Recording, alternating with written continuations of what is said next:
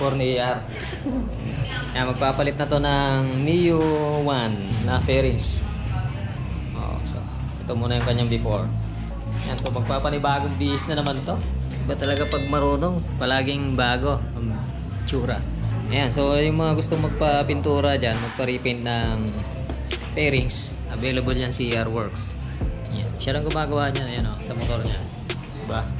Ganda ng kulay. Babago-bago yan pagka naarawan. Ito medyo babago yung kanyang kulay pagka nasinagan ng liwanag. Pero hindi naman ganun hindi naman ganun matindi yung pagbabago ng kulay. Parang medyo lang. Ayan, so magpapalit na tayo ng kaha. Then ako naman bahala dun sa niyan. Di ba may ginawa akong pang Mio 1 na dito, ASI, Winker ASI dito. Ililipat natin tong na to, blue water, mini driving light. Ayan, so umpisa na yan. Si AR magpapalit dun sa mga fairings niya. Ako na bahala dito sa wirings ng ilaw. Ayan. Ayan, so ito na yung mga bagong parts niya. So umpisa natin sa headlight. Ayan, mga brand new tong headlight. Ito rin yung kanyang signal light. Tapos yung batok, ito bago din yan. Ito mga repaint na yan.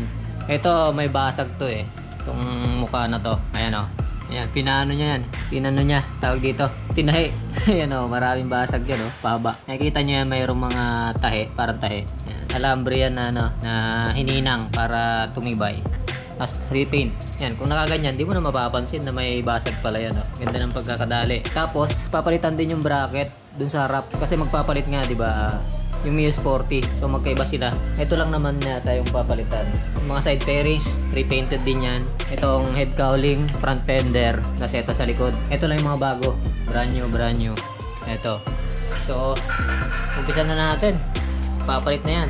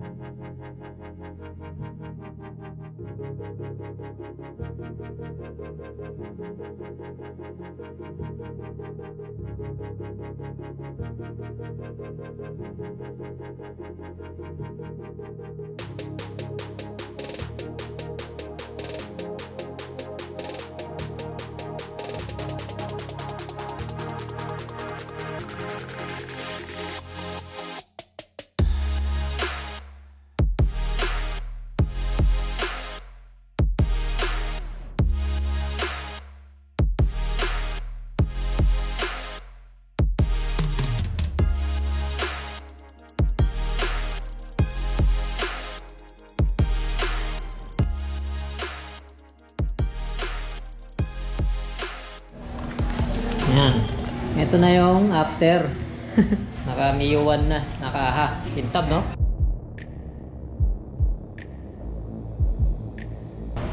Ito.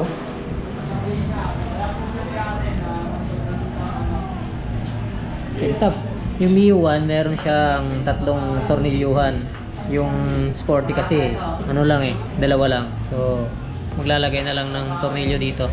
Ayos, bagay na bagay yung kulay niya dito sa kanyang mugs. Ayun o, naka-chrome. Ano to chrome powder coat lang to. Hindi siya talaga ano. AK Facebook. Bagay na bagay. Ito, puro bago na rin. Ayos. Yung ilaw pala. Yun. Yung kanyang mini driving light. Ayan o. Oh, ha? Ayan ang bato. Ang bato ng ilaw. Yung alam passing. Hindi, yung passing niya naglulus dyan. Naglulus sa pindutan. Ayan, kintab.